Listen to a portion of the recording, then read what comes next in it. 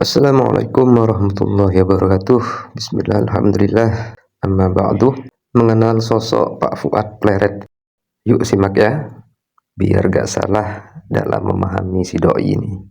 Referensi dari Suara Merdeka Sport yang dimuat pada 26 Maret 2023 dengan judul Profil Gus Fuad Pleret Bantul, Kiai NU yang masih garis keturunan Sunan Bonang. Jadi doi kata media ini adalah Kiai NU ya. Entah Kiai NU gimana ya, kok beda dengan ulama-ulama NU dalam masalah nasab habaib. Oh mungkin dulu mungkin sama dengan ulama-ulama NU dalam masalah nasab habaib, tapi sekarang udah beda paling. Dan doi juga keturunan Sunan Bonang.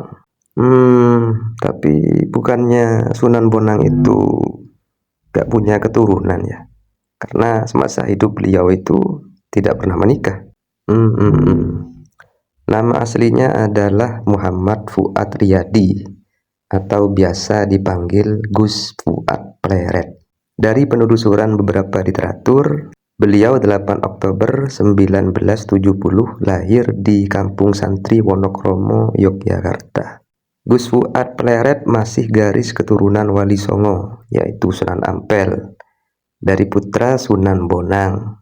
Jadi Pak Fuad ini keturunan Sunan Ampel juga berarti. Sunan Ampel punya putra Sunan Bonang, kemudian terus punya keturunan ayah Pak Fuad Pleret. Begitu ya. Lanjut, merupakan anak kedua dari pasangan Haji Ahmad Abdul Bakdi dan Hajah Siti Moyasarotul Makosid. Nama Fuad sendiri didapat dari Abuya Dimyati, Banten. Beliau berpesan kepada orang tuanya jika lahir diberi nama Fuad dan sudah diberi gelar kiai atau ulama. Ayahnya Haji Ahmad Abdul Bakdi merupakan keturunan Kiai Abdur Rauf Wonokromo, masih terah Sunan Ampel dari garis putranya, putra Sunan Ampel yaitu Sunan Bonang. Sementara ibunya Pak Fuad ini Hajah Siti Moyasarotul Makosid, keturunan dari Kiai Sangidu yang memiliki silsilah garis laki-laki sampai Kiai Nur Iman putra Hamengkurat IV dan saudara Hamengkubuwono I. Adapun garis dari ibunya keturunan Kiai Holil Wonokromo. Sekali lagi, menurut media ini Pak Fuad itu keturunan Sunan Bonang ya. Ya berarti kalau ada versi sejarah yang mengatakan Sunan Bonang itu tidak memiliki keturunan, berarti mungkin itu hoax ya. Yang benar Sunan Bonang itu punya keturunan. Tapi kalau punya keturunan, katanya versi sejarah yang lain, Sunan Bonang ini punya keturunan cuma perempuan semua. Ya mungkin ini yang bener lah. Anggap yang lain itu yang bilang Sunan Bonang nggak punya keturunan atau punya keturunan tapi perempuan semua, itu hoax lah. Ini aja yang benar sudah ya. Anggap sudah. Jadi anggap yang betul itu data yang dijadikan referensi oleh media ini. Sebagaimana juga dikatakan oleh Bang Ahong itu. Bang Ahong ya, Gus Ahong. Jadi mana yang betul ini? Coba mungkin Kiai Imad Al-Mukarram Al-Bantani barangkali bisa menjelaskan ini ya. Dan Pak Fuad ini juga kiai dan ulama loh. Keren.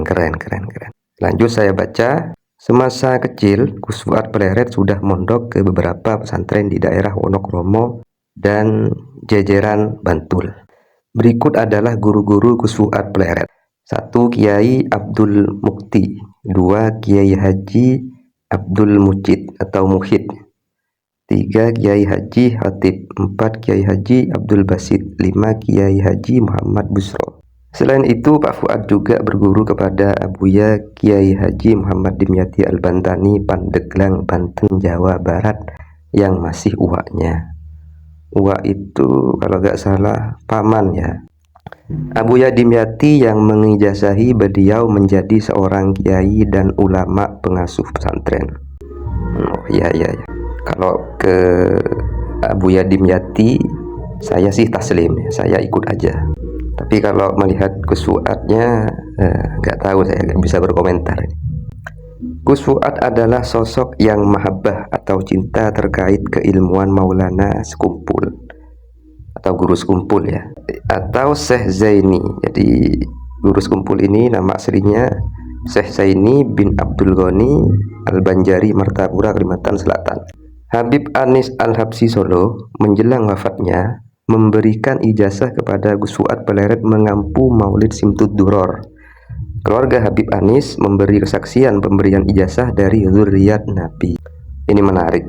Pak Fuad ini berarti orang yang luar biasa, karena doi diijazai langsung oleh Habib Anis Al-Habsyi Solo untuk mengampu Maulid Simtud Duror, yang padahal nasab Habib Anis Al-Habsyi ini akhirnya dibatalin oleh Pak Fuad.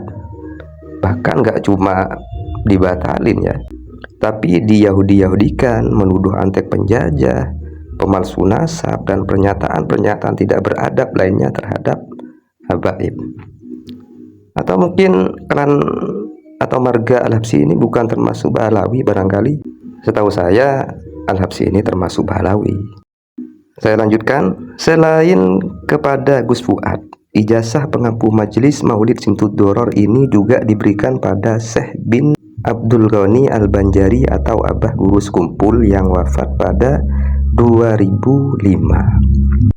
Meski sama-sama mendapatkan ijazah, namun Gus Fuad Pleret tetap memposisikan sebagai santri yang mengagungkan sosok Abah Guru Sekumpul.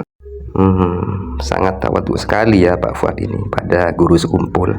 Yang kita tahu Guru Sekumpul itu sangat menghormati habaib dan percaya kalau habaib itu keturunan Rasulullah. Ya, kacau ya Pak Fuad ini maksudnya. Lanjut ya. Setelah mengembara banyak mempelajari ateis, agama Hindu, Konghucu dan lainnya, Gus Fuad Pleret mendirikan pondok pesantren Rodotul Fatihah di Pleret, Bantul atas bimbingan neneknya Nyai Sangidu. Nyai Sangidu itu bukannya yang dibawa-bawa sama yang namanya dibawa-bawa sama Pak Fuad waktu ketemu dengan Pak Ganjar itu ya, yang katanya Nyai itu atau nenek entah siapa itu mendapatkan pesan dari Nabi Khidir terkait pencalonan Pak Ganjar. Entah lagi ya, apa bener ini, apa Nyai yang lain atau nenek yang lain, nggak paham saya. Saya lanjutkan. Gus Fuad Pleret menekankan ilmu fikih, tafsir Quran, sunnah Nabi Shallallahu Alaihi Wasallam dengan tasawuf. Wow, amazing ya. Tapi kayaknya belakangan ini udah gak fokus tuh pada ilmu-ilmu agama itu. Sekarang doi yang saya tahu itu lebih fokus menggiring opini kepada publik agar tidak percaya pada habaib. Ya, saya lanjut. Kitab yang dikaji dari ulama salaf yang otoritas ilmu waro dan memancarkan kedalaman takwa seperti Imam Al-Ghazali, Imam Nawawi, Syekh Nawawi Al-Bantani, Ibnu Hajar Al-Asqalani, Habib Ali Al-Habsyi, kemudian Syekh Utsman bin Husain dan lain-lain. Aduh, kok makin lucu ini ya, makin lucu tapi kacau ya. Ya, yang dikaji, sebagian yang dikaji itu karya dari Syekh Nawawi Al-Bantani, kemudian Habib Ali Al-Habsyi, ada juga Imam Ibnu Hajar Al-Asqalani. Syekh Nawawi Banten itu kan meyakini nasab habaib sambung pada Nabi. Terus Imam Ibnu Hajar Al-Asqalani itu adalah gurunya Syekh Zakaria Al-Ansori, yang mana Syekh Zakaria adalah guru Ibnu Hajar Al-Haytami. Yang kita tahu bahwa Ibnu Hajar Al-Haytami ini menetapkan nasab habaib, sambung kepada Nabi Muhammad Sallallahu Alaihi Wasallam. Yang sebagaimana maklum, Imam Ibnu Hajar Al-Haytami ini kan pakar nasab. Kok saya yang bingung ini? Canda bingung. Jadi yang dikaji tadi kitabnya Habib Ali Al-Habsyi ya, tapi sudah dibatalin nasabnya beliau. Nasabnya Habib Ali Al-Habsyi oleh Pak Fuad ini. Gimana ini ya? Terus diyahudi-yahudikan, dibilang penjajah. Ilmunya kira-kira bermanfaat gak ya? Guru-gurunya digituin itu. Wallahu a'lam lah. Saya lanjutkan paragraf terakhir. Selain mengajarkan ilmu agama, pesantren Raudhatul Fatihah juga mengembangkan dakwah lewat kanal YouTube Gus Fuad Channel dan Rofa Channel. Ya, dari YouTube ini kan beliau Pak Fuad ini terkenal ya. Oke, Rofa merupakan grup musik Islami. Oh, jadi Rofa itu juga nama grup musik ya. Gus Fuad Pleret pernah menjadi jurnalis dan penulis dan menulis banyak karya sastra di berbagai surat kabar. Beliau juga banyak menulis buku dan gemar melukis. Itulah sosok Pak Fuad Pleret. Gimana? Sudah lebih paham atau malah tambah gagal paham Anda ini ya? Wallahu a'lam bishawab. Assalamualaikum warahmatullahi wabarakatuh. Habib Alawi itu adalah keturunan Yahudi Askenazi. Itu bukan NU dan bukan Muhammadiyah. Lebih tepatnya mereka menjadi penalu, bahkan mungkin kanker bagi NU khususnya. Dan Habib Alawi itu, Habib Ali yang dari Yaman, bukan dari Arab tapi dari Yaman itu, sepanjang sejarah Indonesia tidak pernah terlibat apapun kecuali terlibat membuat kacau saja. Misal dimulai dari kebangkitan nasional atau perang-perang sebelumnya, nggak ada yang Habib. Kalau bahwa sekarang itu Diponegoro mau dihabibkan, itu kan pemalsuan sejarah gitu. Atau Sopowi yang dibinyayakan juga itu sampai Panglima Mataram ya, dan yang lain-lain. Jadi itu sebelum perang-perang kerajaan itu juga tidak pernah melibatkan Habib Ali dari Yaman, karena mereka juga belum ke sini.